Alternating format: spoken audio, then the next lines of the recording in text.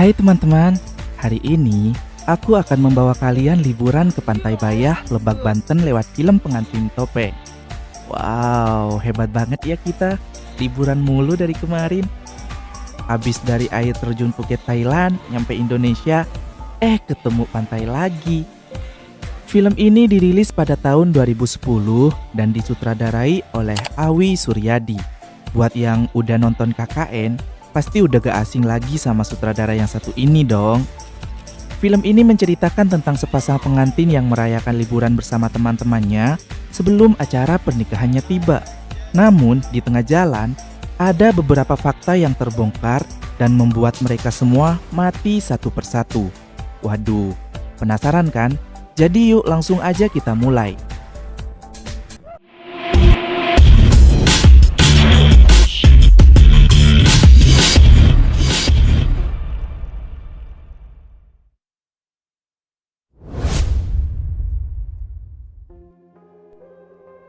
Adegan diawali dari dua anak kecil laki-laki dan perempuan yang sedang bermain pedang-pedangan di dalam rumah.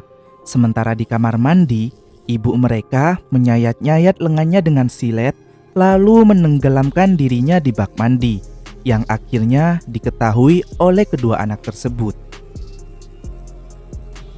Beberapa tahun kemudian, Randy dan Alexa merencanakan liburan sebelum menikah.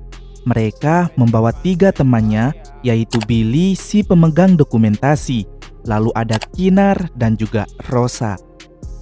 Mereka akan berlibur di Pantai Bayah, Lebak, Banten. Selama perjalanan, mereka singgah sebentar tuh di warung untuk membeli beberapa cemilan. Si Billy malah sibuk mencari kondom untuk Randy, yang pasti gak ada di warung pedesaan guys. Selain kondom, Billy juga cari masalah dengan pria berkacamata di warung itu yang terus memperhatikan rombongan Randy. Dan kata Randy, memang si Billy ini tuh dari kecil suka emosian dan suka ngajak orang ribut. Mereka lalu melanjutkan perjalanan dan akhirnya tiba di pantai tujuan. Mereka menghabiskan waktu bersenang-senang sepanjang siang dan sore di pantai yang sangat sepi itu. Karena hari itu memang disewa khusus untuk syuting film ini.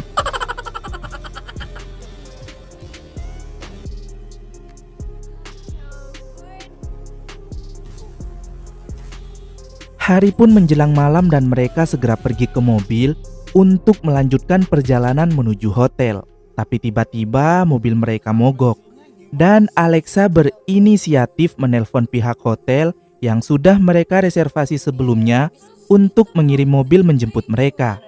Tapi kata petugasnya, mobil yang disediakan hotel sedang dipakai semua dan telepon langsung dimatikan begitu saja.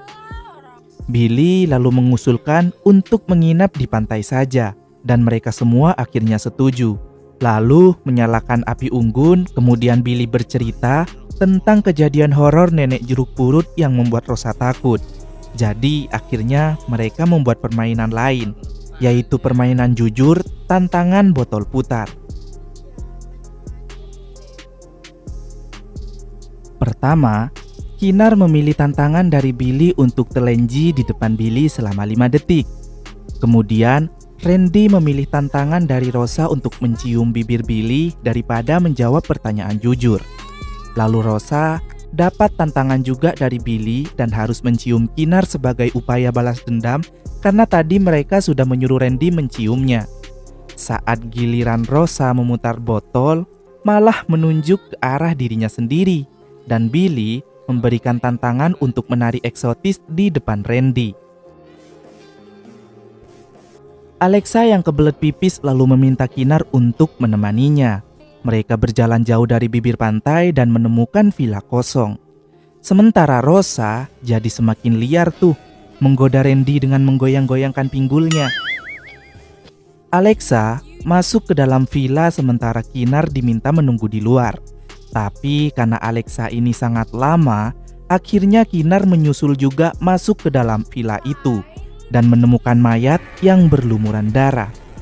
Kinar yang takut segera berlari dan bertemu Alexa, lalu segera kembali ke bibir pantai dan memberitahu temannya yang lain. Kinar memaksa untuk pulang, tapi mereka semua gak ada yang percaya, terutama si Billy. Untuk lebih meyakinkannya kalau itu benar-benar mayat, mereka memutuskan kembali ke villa itu lagi untuk melihat sendiri. Dan setelah sampai di sana, ternyata memang benar ada mayat seorang pria. Setelah Alexa memeriksanya, pria itu memang sudah mati. Randy mencoba menelpon polisi tapi gak dapat sinyal, karena memang tempatnya terpencil. Mereka menyimpulkan jika sinyal mungkin hanya sampai di dekat mobil saja, karena sebelumnya saat Alexa menghubungi hotel reservasi masih bisa terhubung tuh di sana. Randy pun akan pergi ke mobil mencari sinyal dan meminta mereka menunggu di sana. Tapi beberapa saat kemudian Alexa menyusul Randy, sementara Kinar akan pergi ke bibir pantai selang beberapa saat kemudian setelah Alexa pergi. Yang beberapa saat kemudiannya lagi disusul oleh Rosa, hingga Billy sendirian di villa kosong tersebut. Kenapa gak sekalian bareng aja sih tadi? Heran gue, malah misah-misah begitu. Randy yang sudah tiba di mobil tetap gak mendapatkan sinyal. Sementara Rosa yang entah kenapa nih bisa kesasar tuh. Padahal tadi jalannya satu arah. Tentu dia gak menemukan batang tubuh teman-temannya. Kemudian Rosa diteror oleh seseorang yang menggunakan jas hujan dan memakai topeng sambil membawa gunting rumput. Rosa dikejar hingga menuju villa kosong yang lain di mana sangat gelap. Kemudian Rosa mulai bersembunyi di sebuah ruangan. Orang bertopeng itu mencoba masuk dan Rosa yang panik berusaha kabur lewat jendela kecil di bagian atas dinding ruangan itu. Rosa melompat yang tanpa sadar ternyata di bawah jendela sudah ada kawat-kawat berduri yang menyambut Rosa hingga tubuh Rosa terkoyak-koyak dan tercabik-cabik berlumuran darah. Sebelum akhirnya dia ditusuk dengan gunting rumput oleh si pembunuh bertopeng. Di mobil, ternyata Randy disusul Billy yang heran. Kenapa para cewek-cewek belum tiba di sana? Padahal tadi mereka sudah pergi lebih dulu. Akhirnya, Randy menyuruh Billy untuk terus mencoba menghubungi polisi karena Randy mau mencari Alexa, Kinar, dan Rosa. Tapi Billy justru berkata kalau mereka sebaiknya jangan menghubungi polisi dulu. Karena saat Billy ditinggal sendirian di villa kosong itu, Billy yang penasaran mencoba melihat mayat pria itu lebih dekat dan ternyata pria itu adalah pria berkacamata yang sempat diajak ribut oleh Billy di warung toko sebelumnya.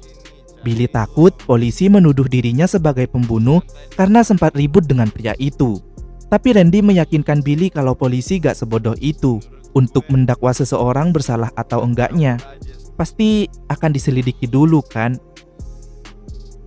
Randy pun pergi ke pantai dan hanya menemukan Kinar. Randy menyuruh Kinar pergi dan menunggu di mobil bersama Billy dan jangan kepisah-pisah lagi. Randy lalu lanjut mencari Alexa dan juga Rosa. Di mobil, Billy didatangi oleh sosok bertopeng.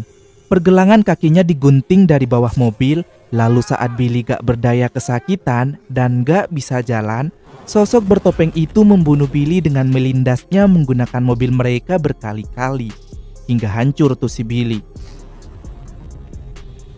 Randy yang mencari Alexa dan Rosa tiba di villa kosong yang gelap. Kemudian terkejut saat melihat jasad Rosa terlilit kawat berduri dan tubuhnya penuh dengan darah. Kinar yang sedang beberes di pantai didatangi oleh si pembunuh.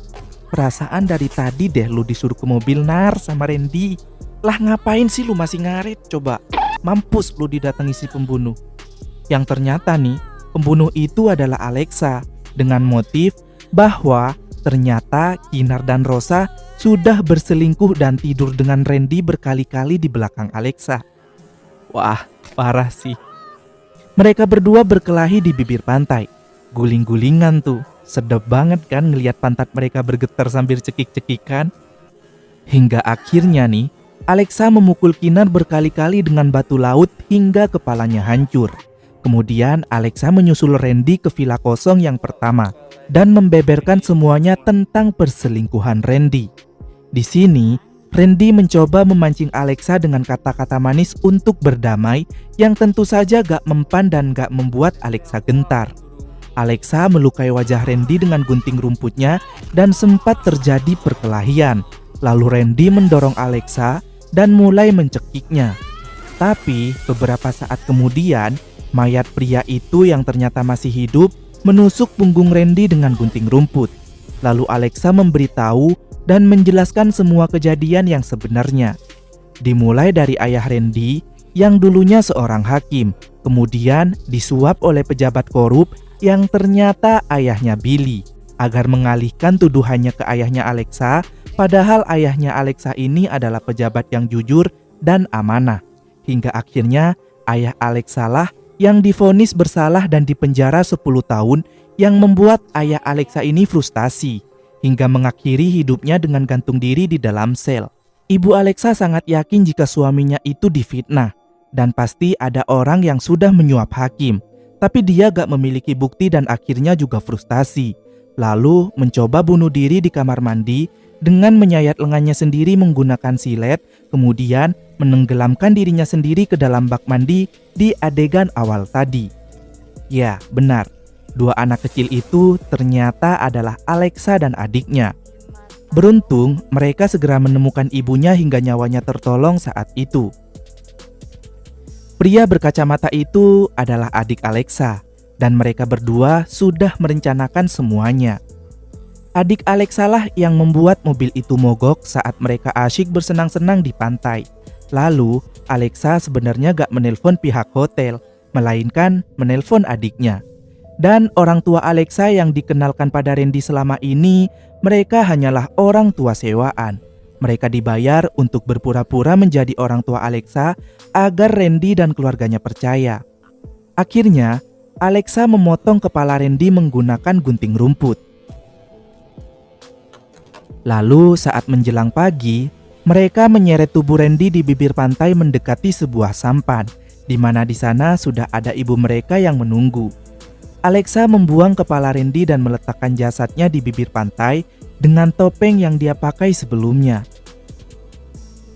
Lalu ibu Alexa segera memeluk anak-anaknya sambil berkata, "Akhirnya semuanya berakhir di sini."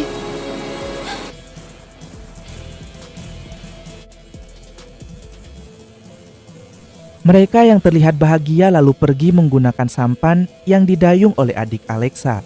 Dan tamat.